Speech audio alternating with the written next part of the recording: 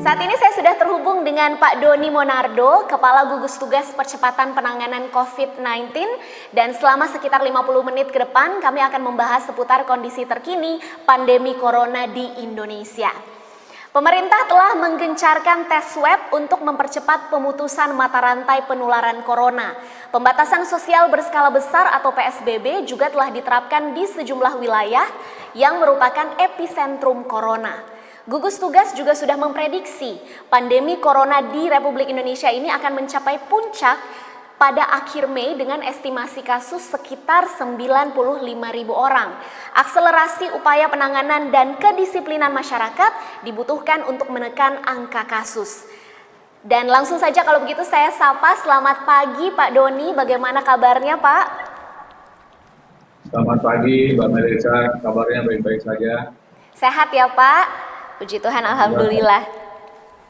Baik, Pak Doni, ini sekitar 40 hari sejak kasus pertama diumumkan. Sejauh ini bagaimana gambaran kasus corona di Indonesia, Pak? Dan hal apa saja yang menguatkan prediksi bahwa puncaknya itu akan ada di sekitar Mei?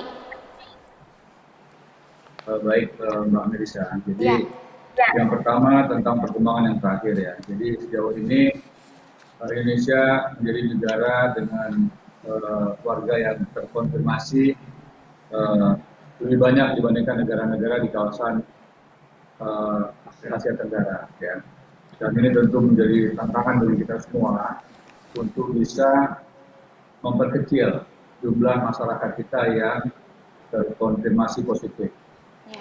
Kemudian juga sejumlah masukan analisa dari beberapa pakar di bidang matematik yang memberikan pertimbangan bahwa potensi atau prediksi puncak itu berada pada akhir Mei, minggu ketiga atau minggu keempat bulan Mei yang akan datang. Tetapi prediksi ini akan bisa kita patahkan apabila yang pertama kita mampu melakukan upaya optimal untuk mengurangi dampak dengan cara meningkatkan disiplin pribadi dan disiplin kolektif. Kenapa disiplin pribadi dan kolektif ini harus paralel? Karena masalah disiplin tidak hanya bisa dilakukan oleh 1-2 orang saja, tetapi harus melibatkan seluruh komponen bangsa, baik dari pusat, tingkat provinsi, kabupaten, kota, bahkan sampai ke tingkat desa dan juga ketua RT dan RW. Kenapa ini penting? Karena tanpa adanya sebuah pemahaman bagi seluruh komponen masyarakat, maka upaya yang sekarang sedang kita lakukan itu akan menjadi sia-sia. Contohnya, masih banyak orang yang bepergian keluar rumah. Padahal mereka ini berpotensi tertular di berbagai tempat. Ketika mereka kembali ke rumah, maka mereka berpotensi menulari anggota keluarga yang lain. Sehingga kebijakan pemerintah, bahwa Presiden telah mengambil keputusan dengan menggunakan metode pembatasan sosial berskala besar. Hendaknya ini menjadi sebuah pemahaman bagi masyarakat untuk bisa mentaati, bekerja di rumah, berdoa dari rumah, belajar dari rumah, untuk sementara waktu tahan emosi, tahan keinginan untuk bertemu dengan siapapun juga. Kalau ini semua bisa dilakukan paralel di seluruh Indonesia, terutama di daerah-daerah yang sudah menetapkan status PSBB, maka dalam waktu 2 minggu kita bisa memutus mata rantainya. Dan prediksi sejumlah pakar bahwa pada akhir Mei nanti terjadi puncak, ini bisa kita patahkan. Jadi kira-kira demikian Mbak Melisa. Pak Doni, kemudian pemutusan rantai penularan corona ini dilakukan dengan berbagai cara. Yang digalakan oleh gugus tugas salah satunya adalah memasifkan tes. Jadi tes masif. Nah, sejauh ini laporan dari tim bagaimana Pak? Seperti apa update-nya? Mengingat penduduk kita kurang lebih ada 270 juta lebih, idealnya berapa yang seharusnya kita tes? Mbak Melisa, Bapak Presiden dari awal sudah menugaskan gugus tugas untuk melakukan tes masif, Ya. baik menggunakan rapid test maupun dengan PCR test. Baik. Tapi memang tidak mudah, ya, karena kita belum bisa memproduksi sendiri, ya, sama halnya dengan APD pada awalnya. Ya. Sehingga Kementerian Kesehatan bersama dengan gugus tugas berupaya kita bisa mendapatkan barang-barang yang berkualitas, apakah itu rapid test maupun PCR test. Nah, rapid test sendiri ternyata tidak serta-merta menjadi solusi, karena banyak kasus-kasus yang terjadi setelah dilakukan rapid test, diulangi lagi dengan PCR test, itu persentase yang keliru itu cukup besar. Sehingga walaupun rapid test masih kita lakukan, kita akan mengoptimalkan upaya pemeriksaan itu dengan melalui PCR test. Dan ternyata kebutuhan reagennya ini juga tidak mudah. Kita punya keinginan untuk mendatangkan gen expert dari Amerika Serikat, yang kalau tidak salah saya, salah satu pemilik lisensinya adalah Saudara Santo Purnama, yang juga masih warga negara Indonesia. Tetapi untuk mendatangkan barang itu ke Indonesia juga ternyata tidak gampang. Kemudian kita juga bekerjasama dengan sejumlah dunia usaha untuk bisa mendatangkan sejumlah PCR test. Ini pun rebutan, Mbak Melisa, rebutan dengan sejumlah negara. Tapi alhamdulillah tadi malam berkat kerja keras dari tim dari Kementerian Kesehatan, tim dari gugus tugas, tim pakar, dan juga beberapa kawan-kawan dari berbagai pihak, akhirnya kita hari ini bisa mendatangkan 50.000 PCR, reagen PCR itu dari Korea Selatan. Ini tentunya tidak mungkin bisa kita dapatkan tanpa bantuan dari Bapak Duta Besar Korea Selatan, Bapak Umar Hadi. Kemudian juga dibantu oleh Direktur Utama Garuda, Bapak Irfan. Nah, kerjasama koordinasi ini setiap saat, ya, tiap jam, bahkan tiap menit kita lakukan supaya kita tidak tertinggal, kita tidak kehilangan waktu untuk mendapatkan barang-barang yang memang sangat diperlukan untuk melakukan tes masif itu. Demikian, Mbak Melisa. Pak Doni, tes PCR ini juga erat kaitannya dengan lab yang kita punya. Nah, sejauh ini update-nya sudah ada berapa lab yang siap dan efektivitasnya seperti apa? Lab kita cukup bagus, ya, dan sebenarnya kita punya 800 sampai 900 lab yang waktu itu digunakan untuk keperluan SARS. Nah, itu tersebar di seluruh Indonesia. Kemudian juga beberapa lab yang dimiliki oleh perguruan tinggi, kemudian juga badan-badan pemerintah lainnya seperti dari Kementerian Pertanian, itu juga cukup banyak. Hanya masalahnya kan reagennya ini, ya. Jadi ya, saya bukan dokter, saya juga bukan pakar di bidang di bidang medis, harus bekerja keras untuk bisa mencarikan solusi. Baik. Ya, bagaimana kita berusaha untuk mendatangkan reagen dengan berbagai macam jenis yang juga belum tentu cocok dengan lab-lab yang ada di lapangan. Kemudian juga yang kedua, masalah yang berhubungan dengan sumber daya manusia terutama. Kita kembali harus melatih para perawat kita dan tenaga-tenaga medis lainnya, tenaga laboratorium lainnya, untuk bisa melakukan upaya pemeriksaan dengan PCR test, dengan berbagai macam jenis alat yang ada agar hasilnya optimal. Karena hanya dengan cara melakukan testing, kemudian tracing dan isolasi, maka kita akan lebih cepat memutus mata rantai penularan. Kemudian tadi sempat ada pertanyaan yang belum terjawab. Ya. Kalau dibandingkan dengan jumlah penduduk 270 juta warga negara kita, kemudian kita harus mendatangkan sebanyak 270 juta alat PCR test. Katakanlah satu unit saja harganya 200 sampai 300 ribu rupiah, itu berapa puluh triliun uang habis hanya untuk membiayai tes tersebut.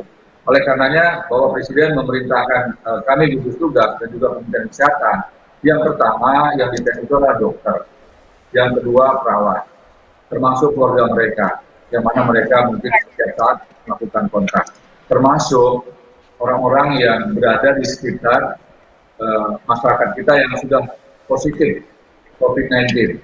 Inilah yang menjadi prioritas kita untuk kita lakukan, baik dengan menggunakan metode rapid test antibody maupun dengan PCR test. Kira-kira demikian, Mbak. Oke, Pak Doni, kemudian selain soal tes, penerapan PSBB juga diyakini pemerintah menjadi salah satu langkah efektif untuk memutus rantai penularan. Nah, info terkininya bagaimana evaluasi penerapannya, Pak, di sejumlah daerah yang sudah mulai menerapkan PSBB ini, khususnya yang di Jabodetabek, Pak Doni? Baik, terima kasih Mbak Melisa. Ini sangat efektif ya. Tetapi program pembatasan sosial berskala ini kan paralel dengan social distancing yang telah dikumandangkan sebelumnya, yang kemudian oleh WHO terjemahkan sebagai physical distancing. Yeah. Nah, PSBB ini dasar hukumnya adalah Undang-Undang Nomor 6 2018 tentang karantina kesehatan. Kita memiliki 4 kriteria dalam melakukan karantina kesehatan. Yang pertama adalah karantina rumah sakit, kemudian karantina wilayah, ya, itu yang identik dengan lockdown dan pembatasan sosial berskala besar. Nah, konsep dengan menggunakan pembatasan sosial berskala besar ini sebenarnya adalah langkah yang terbaik, yang memang harus kita jujur akui bahwa akan banyak masalah ketika pemerintah menetapkan status karantina wilayah. Ada banyak sekali kendala. Ini kalau diikuti dengan tingkat disiplin yang tinggi dan juga disadari oleh seluruh komponen bangsa, adanya kesadaran untuk mau mentaati protokol kesehatan, maka dengan cara ini kita akan sangat mudah melakukannya dan kita tidak perlu sangat khawatir dengan masalah ini karena kita tahu bagaimana cara menghindarinya. Cara menghindarinya ternyata juga kalau mau kita lakukan dengan sungguh-sungguh bisa menyelamatkan banyak orang. Kita bisa menyelamatkan begitu banyak nyawa saudara kita. Yang pertama, jangan sentuh mata Anda dengan tangan.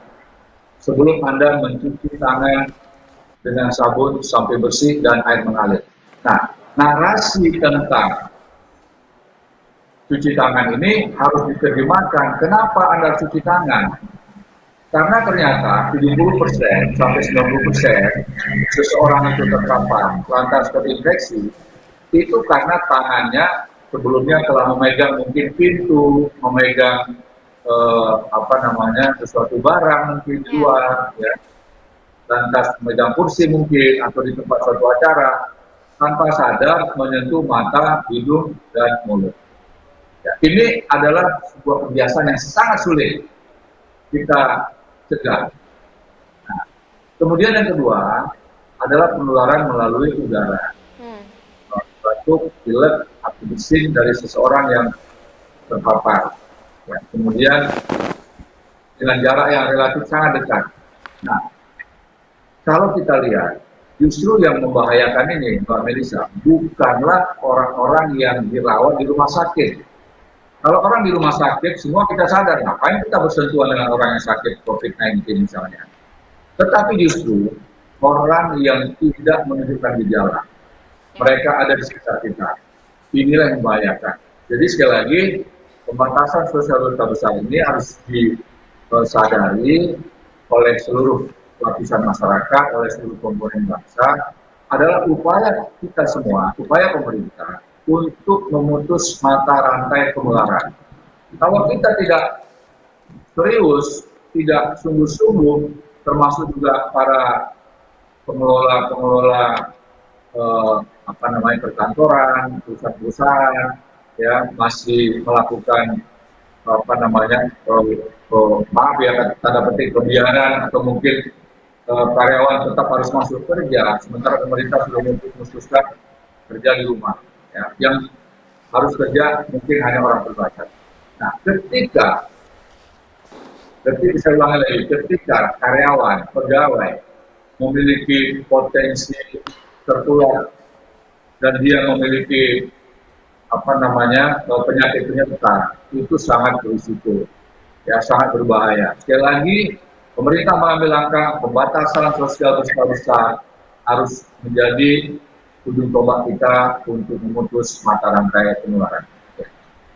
Oke, Pak Doni, lalu bagaimana dengan belum disetujuinya pengajuan PSBB di beberapa daerah, seperti misalnya di Sorong, kemudian di Rotendao hingga Palangkaraya? Ada yang mengkritik nih Pak, katanya justru pusat malah memperlambat kinerja daerah. Tanggapannya Pak Doni? Tanggapan seperti itu saya pikir ada benarnya juga, tetapi juga mungkin perlu saya ingatkan bahwa sebelum pemerintah memutuskan PSBB, kita sudah ada social distancing. Nah, PSBB ini adalah bagian dari upaya terakhir agar ada langkah hukum. Karena dengan pasal 93 Undang-Undang Nomor 6 Tahun 2018 itu mengamanatkan mereka yang membahayakan keselamatan yang lain itu bisa mendapatkan sanksi pidana. Nah, sekali lagi sebagai tambahan Mbak Melisa, tidak ada keinginan dari pusat, ya, dari Kementerian Kesehatan, kemudian juga dari kami gugus tugas yang dimintai pendapat oleh Kementerian Kesehatan, memberikan rekomendasi untuk menghambat. Nah, yang kami lihat di situ adalah bahwa ada persyaratan administrasi yang belum dipenuhi. Jadi bukan ditolak. Yang diminta itulah menyempurnakan atau melengkapi administrasi. Dan itu harus paralel. Supaya apa? Supaya daerah juga punya upaya pencegahan. Ya, jadi yang di samping walaupun ada salah satu syarat, ya, perkembangan epidemiologi, perkembangan tentang menularnya wabah ini, ada satu faktor lagi, kesiapan daerah, terutama anggaran. Nah, kami pernah melihat, ya, ada satu daerah yang mengajukan PSBB, tetapi alokasi dana yang diusulkan itu minimal sekali. Dan itu yang kami sampaikan, tolong ini diperbaiki. Jadi sekali lagi Mbak Melisa, mohon maaf, bukan menolak, ya, sekali lagi bukan menolak, hanya minta untuk disempurnakan atau dilengkapi. Demikianlah. Oke, kelengkapan data ya Pak Doni. Baik, Pak, tadi juga Bapak sempat mention sedikit ya. Ini masih ada aja yang bandel Pak saat PSBB, baik masyarakat atau perusahaan yang tidak memberlakukan WFH, terutama perusahaan yang di luar 8 sektor yang dikecualikan. Nah, langkah dari gugus tugas sendiri seperti apa Pak? Ancaman sanksi yang ada apakah sudah cukup? Bapak Presiden telah mengingatkan bahwa langkah hukum ini adalah langkah terakhir. Jadi tolong sekali lagi kesadaran kolektif, ya, kesadaran kita semua untuk bisa memahami, mempekerjakan karyawan dalam kondisi seperti sekarang ini berarti pimpinan perusahaannya kurang memperhatikan keselamatan karyawan. Nah, tentu ini juga harus kita kontrol, harus kita ingatkan para manajer, para pimpinan perusahaan, para pejabat-pejabat yang memang diberikan kewenangan untuk mengatur waktu kerja pegawai, tolong juga memikirkan ini. Jadi tanpa ada kesadaran, tanpa ada kesungguhan dari kita semua, maka rasa-rasanya apapun yang kita lakukan akan sulit. Karena ini kembali saya katakan, penyakit ini akan bisa kita putus mata rantainya kalau semuanya kita adalah orang-orang yang disiplin, ya, orang disiplin. Kemudian kita punya kesadaran yang tinggi untuk bisa mentaati aturan. Nah, mari sekarang kita kontrol sama-sama. Kita coba catat dalam hati, kalau tidak berani mengutarakannya, mana perusahaan-perusahaan tempat kita bekerja yang masih tidak memikirkan keselamatan para pegawainya. Nah, di sini kan kita bisa lihat, siapa atasan, siapa pimpinan, siapa pejabat yang betul-betul memikirkan keselamatan karyawan, pegawai, anak buahnya, mana yang tidak. Nah, tinggal kita kata dalam hati, ya. Kalau misalnya ini tidak bisa juga, maka perlu ada pengaduan, ya. Dan kami akan merespon seluruh pengaduan yang diberikan kepada kami tentang adanya upaya untuk mengabaikan faktor keselamatan. Solus populi suprema lex. Keselamatan rakyat adalah hukum yang tertinggi. Demikian Mbak Melisa. Pak, kita beralih ke soal transportasi umum nih Pak Doni. Ini juga menjadi salah satu kunci suksesnya PSBB, seperti MRT, LRT, Transjakarta sudah berjalan relatif lebih baik. Namun yang ingin saya tanyakan soal KRL bagaimana Pak? Apa mungkin ada opsi penyetopan KRL bukan hanya pembatasan jam dan pembatasan penumpangnya saja Pak? Penghentian KRL gitu maksudnya ya? Iya. Nah, jadi artinya KRL tidak beroperasi. Iya, penyetopan KRL. Penyetopan KRL. Berarti kalau penyetopan KRL ini dilakukan, siapa yang bertanggung jawab untuk menyiapkan transportasi bagi karyawan yang bekerja? Katakanlah ada apa namanya, ada delapan sektor yang memang masih diberikan kesempatan untuk melakukan aktivitasnya. Nah, mereka ini tidak semuanya di Jakarta, mereka ada di sekitar Jakarta, Bogor, ada di Tangerang, ada di Depok, ada di Bekasi. Ketika nanti mereka tidak mendapatkan transportasi dan mereka akhirnya nanti berebutan dengan sarana angkutan umum lainnya, ini telah terjadi sebuah proses penularan dan ini membiarkan orang berkumpul sama dengan menyebabkan atau menimbulkan masalah kesehatan dan itu dapat menimbulkan seseorang terpapar, tertular, terinfeksi, kemudian bisa menyebabkan sakit dan kalau dia punya penyakit penyerta maka ini bisa menimbulkan kematian. Jadi kebijakan untuk menyetop transportasi umum untuk sementara jangan dilakukan dulu. Yang penting adalah memutus mata rantai di hulunya. Karyawan, pegawai harus dihentikan untuk tidak bekerja dulu di perkantoran. Kalau ini sudah bisa dilakukan, maka secara otomatis kita bisa mengurangi jumlah moda transportasi, terutama KRL. Nah, kami upayakan sore ini ingin mengetahui seberapa banyak kantor-kantor yang besok masih mempekerjakan karyawan dan sebagian besar karyawannya adalah menggunakan moda transportasi KRL. Kami mengajak, sekali lagi mengajak, kalau ini tidak bisa dilakukan, maka langkah terakhir sebagaimana yang telah disampaikan oleh Presiden adalah penegakan hukum.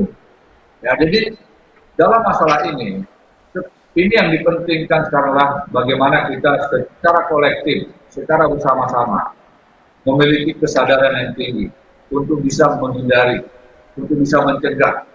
Karena kalau kita tidak punya strategi dalam memutus mata rantai penularan ini, rumah sakit kita tidak cukup, Pak. Ya, saya sudah hitung dari seluruh Indonesia, kita tidak lebih dari 6.000 unit ruang isolasi.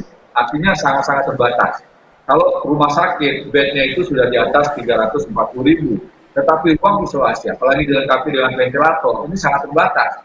Jadi kalau nanti ada yang sakit, kemudian kondisinya serius atau kritis, tentu fasilitas rumah sakit kita sangat terbatas. Oleh karenanya, melalui pertemuan siang ini, saya sekali lagi mengajak kepada seluruh komponen, kepada para pimpinan, kepada seluruh yang mengelola, memanage karyawan, untuk besok hari Senin, tolong ya kurangi karyawan Anda paling tidak 50% dari yang biasanya. Demikian. Ya, soal fasilitas kesehatan ini ada hubungannya, ada kaitannya dengan pertanyaan saya berikutnya, Pak. Ada rencanakah untuk menambah rumah sakit darurat, Pak Doni? Mengingat seperti yang Bapak katakan tadi bahwa ini kapasitas rumah sakitnya kalau terus bertambah pasiennya, bisa-bisa mungkin kita sebenarnya membutuhkan lebih banyak ruang. Apakah ada rencana penambahan rumah sakit darurat, Pak? Untuk rumah sakit darurat, selain yang sudah disiapkan oleh pemerintah, yaitu di rumah sakit darurat Wisma Atlet, nanti ada 1-2 tower lagi yang akan diperbaiki, direnovasi untuk disiapkan.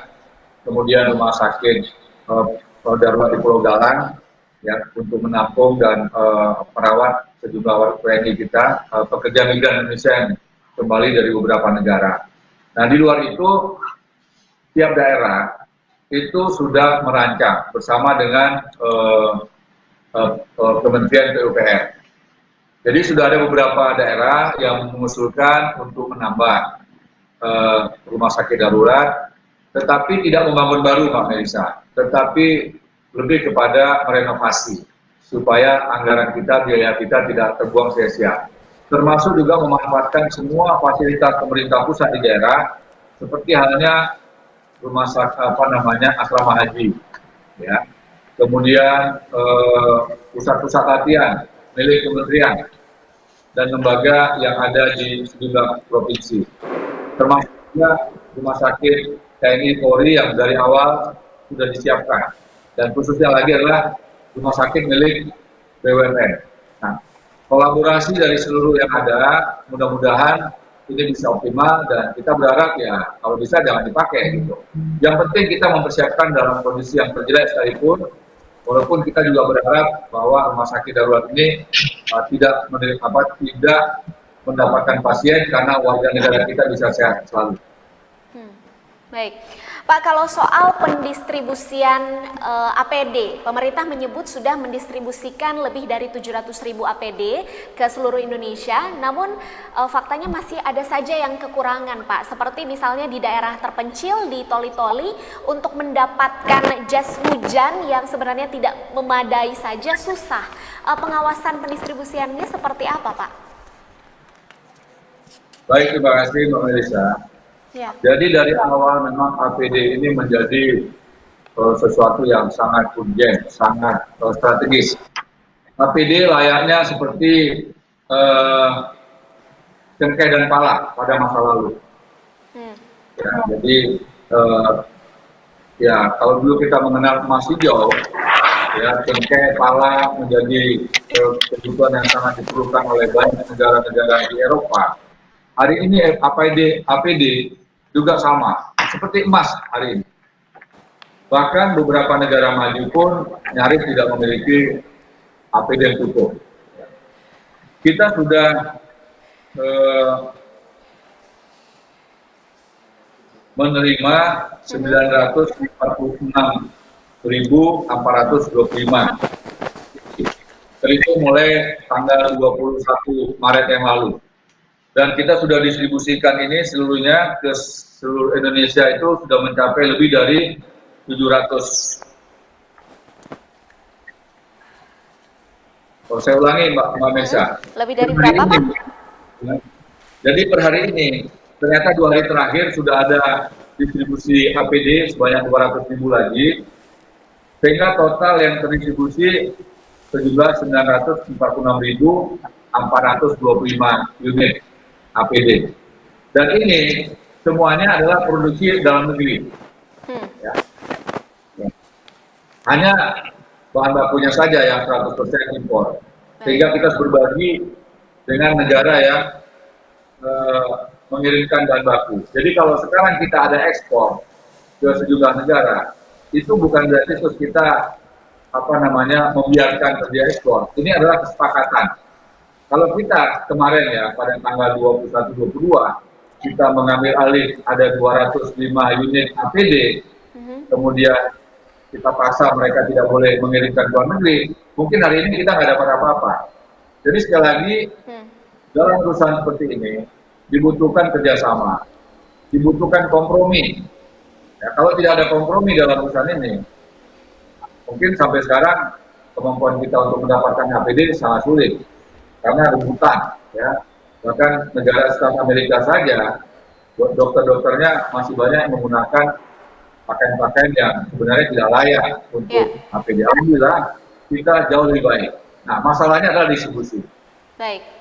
Upaya kami, ya, ini kalau tidak dibantu oleh Tentara Nasional Indonesia, rasanya tidak akan mungkin rumah sakit yang ada di daerah, bahkan sampai ke Papua, ke Merauke, ke Sorong, ke Jayapura, itu bisa sampai dalam waktu yang sangat singkat.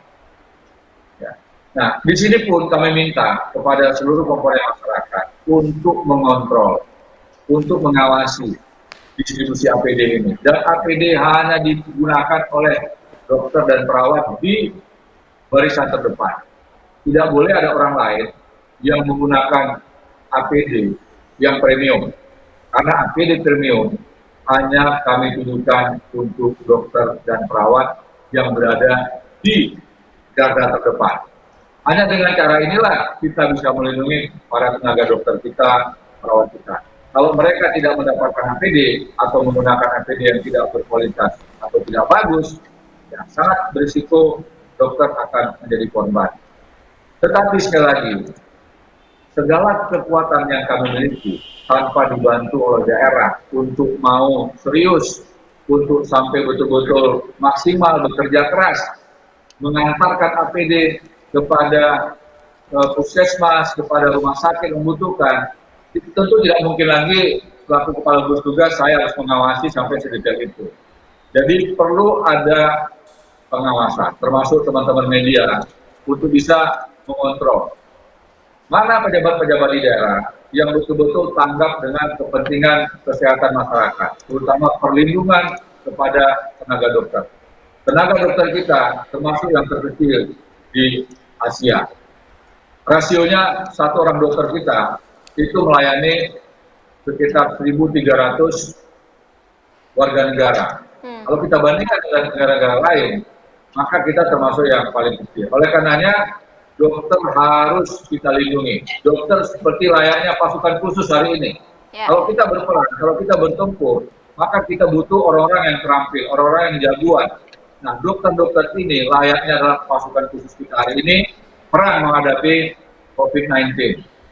Sekali lagi, Mbak Melisa, pendistribusian APD masih akan tetap berlanjut.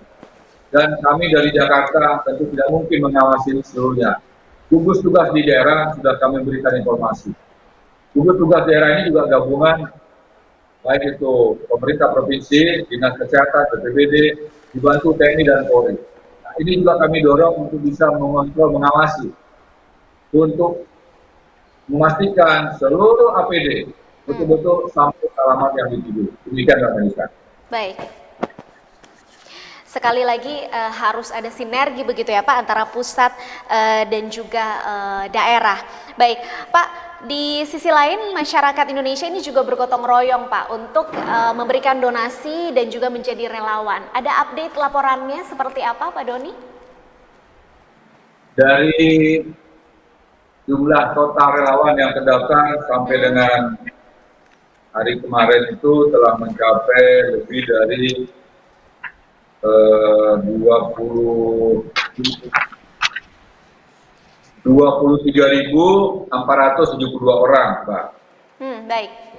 Relawan yang mendaftar itu sudah mencapai 23.472 orang. Adapun relawan medisnya mencapai ya 4.401 orang. Ya, di sini terdaftar semua, ada apoteker, ada bidan, ada dokter gigi, ada dokter spesialis, dokter umum, epidemiologi, dokter kesehatan masyarakat, perawat, dan sebagainya. Termasuk juga teknisi laboratorium. Dan ini sekali lagi kami sangat menghargai para warga masyarakat yang telah bersedia menjadi anggota relawan. Kemudian juga kami sudah mendapatkan laporan dari beberapa tempat di Jakarta, dokter sudah mulai kelelahan karena bekerja nyaris tanpa henti. Nah, sekarang sudah mulai diatur untuk bisa di-backup oleh tim relawan. Beberapa hari terakhir mereka sudah menyiapkan diri untuk berlatih dan mudah-mudahan dalam waktu yang tidak lama beberapa di antara sudah bergabung di rumah sakit.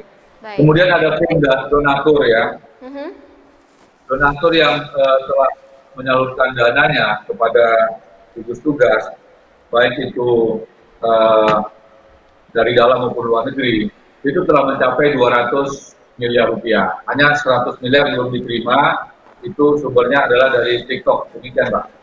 Baik, oke. Pak Doni, kemudian beberapa kali ini sempat ada perbedaan jumlah kasus antara yang disampaikan oleh jubir Pak Yuryanto dengan yang ada di daerah. Apakah ada penjelasan mengenai ini, Pak? Data-data yang disampaikan oleh Pak Yuryanto mungkin ada perbedaan. Karena Pak Yuri, jubir, itu mungkin mengambil datanya pada jam berapa. Ya, jadi mungkin dilihat dari aspek jamnya. Kemudian yang kedua, data-data ini mudah-mudahan ya tidak ada lagi perbedaan. Karena kenapa kemarin berbeda antara pusat dan daerah? Ada dua sumber data. Data pertama itu dilaporkan oleh Dinas Kesehatan Daerah. Data yang berikutnya lagi dilaporkan oleh BPBD. Nah, BPBD ini jalurnya langsung ke BNPB. Kemudian Dinas Kesehatan Daerah, Provinsi, termasuk juga dari Kabupaten Kota, itu laporannya ke eh, Pusdatin, Kementerian Kesehatan. Jadi data ini nggak sama. Nah, kemudian sejak diberlakukannya eh, Kepres nomor 12 tahun 2020 tentang bencana non alam COVID-19 ini menjadi bencana nasional, maka seluruh gugus tugas di daerah itu jadi satu. Karena dalam Kepres itu diamanatkan kepala gugus tugas provinsi, kabupaten, kota dijabat oleh gubernur, bupati, dan wali kota. Dan kami dalam beberapa kali pertemuan sudah menyampaikan pesan ini kepada seluruh pejabat yang dimaksud tadi. Satu posko harus terintegrasi. Tidak boleh lagi ada data yang berbeda. Nah, mudah-mudahan data beberapa hari terakhir sudah sudah akurat. Kalau ada perbedaan mungkin hanya 1-2 dan itu berdasarkan jam berapa data masuk ya. Demikian Mbak Melisa. Baik, Pak Doni, selanjutnya setelah Presiden menerbitkan Kepres status bencana nasional non alam di Indonesia, ini komando penanganan corona sepenuhnya ada di Pak Doni. Nah, bagaimana menyikapi beberapa aturan yang mungkin masih saling bertabrakan nih Pak soal penanggulangan corona? Aturan yang bertabrakan maksudnya? Ya, mungkin masih ada beberapa aturan yang mungkin tidak linear sejalan antara pusat dan daerah begitu yang masih harus disesuaikan, Pak. Baik, jadi begini, aturannya itu adalah mengacu pada Undang-Undang Nomor 6 Tahun 2018 tentang karantina kesehatan. Kemudian yang kedua, Undang-Undang Nomor 24 Tahun 2007 tentang bencana. Ya. Dalam dua undang-undang ini, baik itu yang berhubungan dengan masalah kesehatan dan juga yang menyangkut masalah bencana, ini bisa paralel. Jadi tidak boleh ada kebijakan daerah yang dapat menghambat kegiatan kepentingan yang lebih besar. Contoh misalnya, ada daerah yang membuat kebijakan menutup jalur transportasi. Padahal itu adalah jalur utama untuk pendistribusian kebutuhan pokok. Nah, jadi ini sudah ada komunikasi ya, dan saya pikir sudah semakin baik. Kepala daerah juga setelah terbentuknya suatu gugus tugas, di mana setiap kebijakan yang dikeluarkan itu harus berkonsultasi dengan unsur-unsur yang ada. Jadi di dalam gugus tugas daerah itu ada tentara. Kalau di tingkat pusat itu berarti ada pangdamnya. Kemudian di tingkat provinsi, ya. Kemudian di tingkat kabupaten kota ada dandim, ya. Termasuk di provinsi ada kapolda, ya. Kemudian di tingkat kabupaten kota ada kapolres juga. Nah, dengan adanya sebuah sistem yang terintegrasi, maka diharapkan tidak ada lagi perbedaan dan seluruhnya menjadi satu. Kalau ini semuanya kompak, maka ya saya yakin tidak akan ada aturan-aturan yang dilanggar, atau aturan yang satu justru menimbulkan masalah dengan aturan yang lainnya begitu. Ya. Baik. Oke. Pak Doni, kemudian sebenarnya apa sih Pak konsekuensi penetapan status bencana nasional? Maksudnya apakah hanya kewenangan Pak Doni atau ada konsekuensi lain dari segi anggaran mungkin, atau seperti apa Pak? Yang pertama, konsekuensi dari aspek koordinasi, kemudian komando dan juga pelaksanaan. Nah, dengan adanya status bencana nasional, maka kepala gugus tugas ini memiliki kewenangan yang lebih luas, termasuk juga anggaran, ya, penggunaan dana siap pakai yang sebelumnya ini berbagi dengan beberapa kementerian, sekarang bisa langsung menggunakan dana siap pakai yang sumbernya berasal dari benda umum negara, dari Kementerian Keuangan. Ya. Kemudian juga bisa menunjuk langsung siapa rekanan yang untuk pengadaan alat perlengkapan. Ya. Kemudian juga bisa memiliki akses untuk kemudahan untuk imigrasi, ya bea cukai dan sebagainya. Nah, dengan adanya status bencana non alam ini menjadi bencana nasional, kemudian kewenangan ada di tangannya kepala gugus tugas, maka koordinasi akan jauh lebih mudah. Contoh misalnya, beberapa hari terakhir reagen untuk tes masif nyaris habis, dan ini sudah beberapa waktu mencoba untuk mendapatkan bahan-bahan tersebut. Setelah kepala gugus tugas mendapatkan kewenangan sebagai dalam status bencana nasional, maka saya dalam waktu yang singkat bisa meminta kepada staf untuk mendatangkan barang. Jadi hari ini kita akan mendapatkan 50.000 unit reagen dari Korea Selatan. Diputuskan kurang dari 24 jam. Nah, kalau kemarin rasanya tidak mungkin, harus koordinasi dulu, harus bicara dengan beberapa pejabat lainnya. Tetapi setelah adanya bencana non alam ini sebagai bencana nasional, maka kewenangan ada di tangannya kepala gugus tugas. Untuk pengadaan barang boleh dari situ. Kemudian juga memiliki kewenangan komando, ya, untuk mengerahkan sektor dan lembaga. Jadi dengan adanya kewenangan lebih besar, maka diharapkan ke depan itu semakin terintegrasi. Salah satu persoalan yang terjadi adalah, ya mohon maaf, ini menyangkut masalah ego sektoral. Jadi dalam kondisi sekarang ini sudah tidak boleh lagi ada pihak-pihak ataupun mungkin keinginan-keinginan mau mengedepankan kepada satu dua kelompok saja, tidak bisa. Sekarang semuanya berada di dalam satu sistem, yaitu gugus tugas. Jadi kira-kira demikian Mbak Anissa.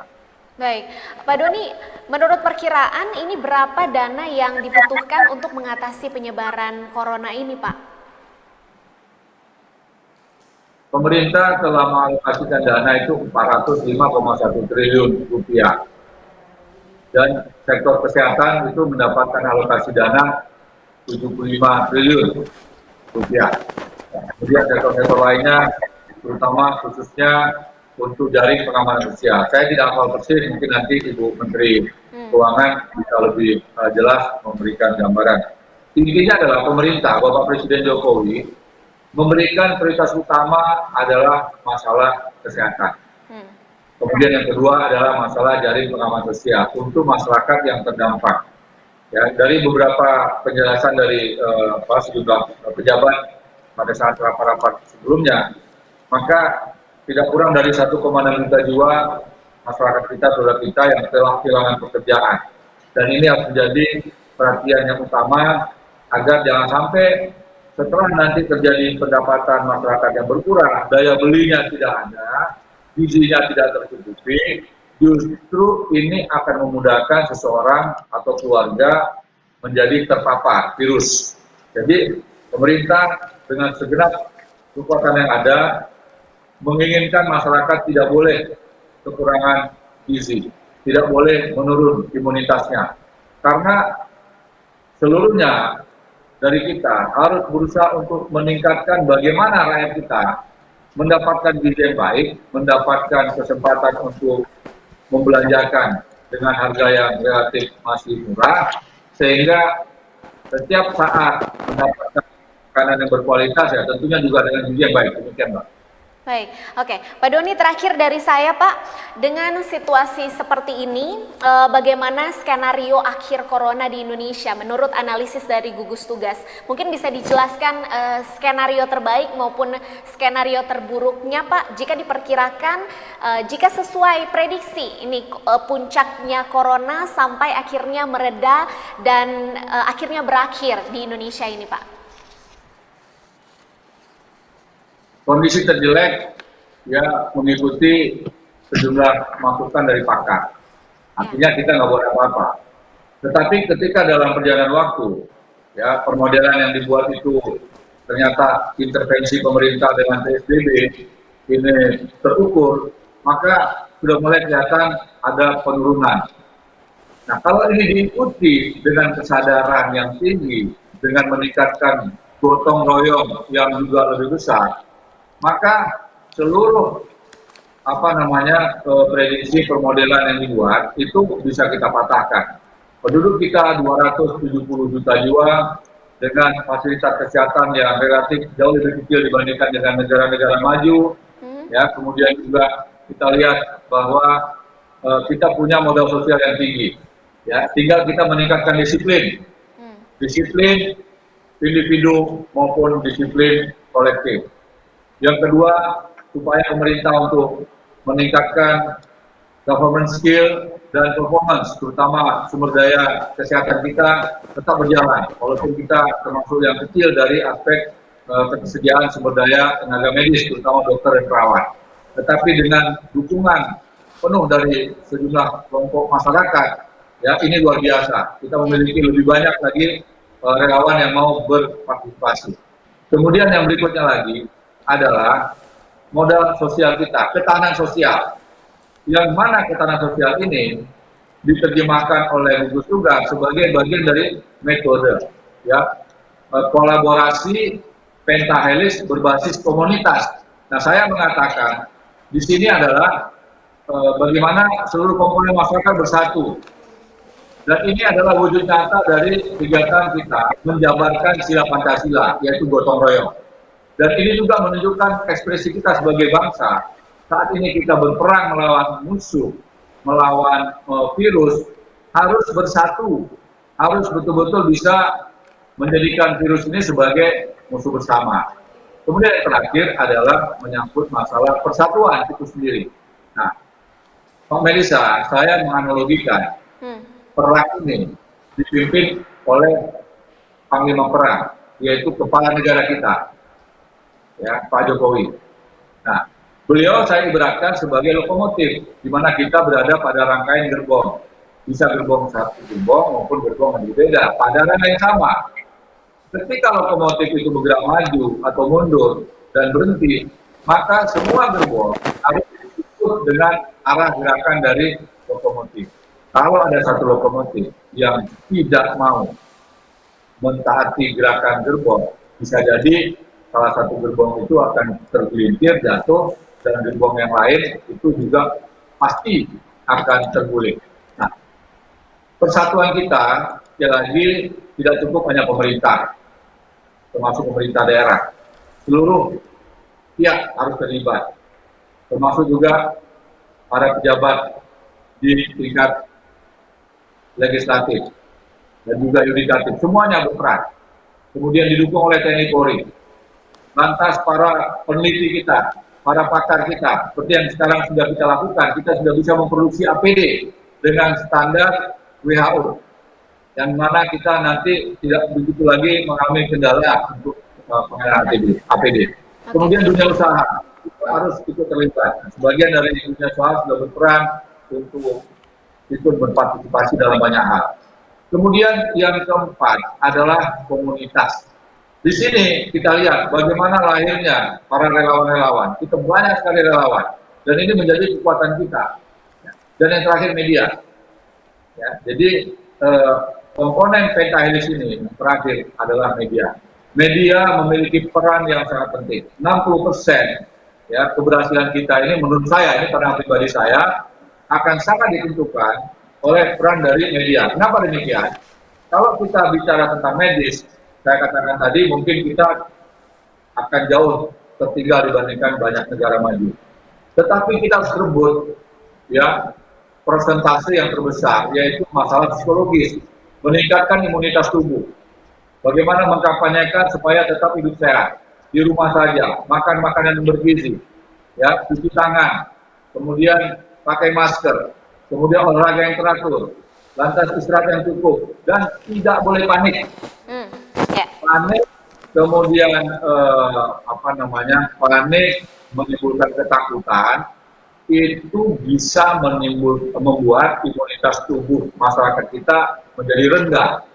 Nah, kalau imunitasnya rendah, ini akan mudah diserang oleh COVID-19. Oleh karenanya, teman-teman media memiliki tanggung jawab untuk ikut menjaga suasana seluruh bangsa kita. Bukan berarti pemerintah tidak boleh dikritik, silakan dikritik. Tetapi ingat, perlu ada semangat kebersamaan, semangat gotong royong yang harus dikumandangkan kapan saja dan di mana saja. Dengan cara ini, maka kita pasti akan lebih baik. Termasuk juga bagaimana masalah persatuan juga harus kita gelorakan pada setiap kesempatan. Kira-kira demikian, Mbak Melisa. Oke, Pak Doni, maaf satu lagi, kalau tadi dari pemaparan skenario prediksi Pak, berarti perkiraan jumlah orang yang positif corona di Indonesia ini akan bisa mencapai angka berapa, dan prediksi, sekali lagi prediksinya itu akan berakhir di bulan apa Pak? Ya, permodelan sudah dibuat ya, mulai dari bulan Mei akhir Mei itu mulai puncaknya. Nanti kira-kira Juli ya, mulai mengalami penurunan. Kemudian kita berpikir ya, berasumsi kira-kira September kita sudah mulai mengalami kondisi yang lebih baik. Tetapi ini semua kalau kita seluruhnya bergerak untuk mampu memutus mata rantai penularan, apalagi sebentar lagi ada keinginan dari warga yang mau mudik, ya, dan kita sudah mengatakan jangan mudik, karena kalau Anda mudik sama dengan Anda akan memberikan ruang kepada orang di kampung untuk terpapar. Ya, kemudian juga bagaimana desa-desa, saya mengucapkan terima kasih kepada seluruh kepala desa, RT RW yang sudah menyiapkan tempat isolasi mandiri untuk siapapun yang akan datang. Bahkan ada beberapa pejabat di Jakarta yang cerita kepada saya, Pak Doni, saya tidak bisa pulang tahun ini karena kepala desa saya menolak kedatangan saya. Nah, ini hebat, ini bagus. Ya, kalau semua pejabatnya sadar dan juga mau mengikuti apa yang menjadi pandangan saudara kita di kampung, di daerah atau di desa, ini semuanya akan mampu mempercepat mata rantai penularan. Jadi apapun prediksi orang, kalau kita semua serius memutus mata rantai penularan, ini virusnya juga akan berhenti. Demikian, Mbak. Oke, bisa berapa kira-kira jumlah yang akan terpapar corona Pak, prediksinya? Perkiraan? Perkiraan. Saya nanti biar dipakar aja lah kalau yang kira-kira itu. Ya, baik.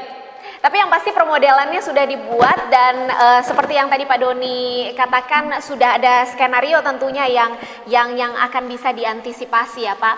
Oke, Pak Doni terima kasih banyak untuk waktunya bersama Kumparan pagi hari ini.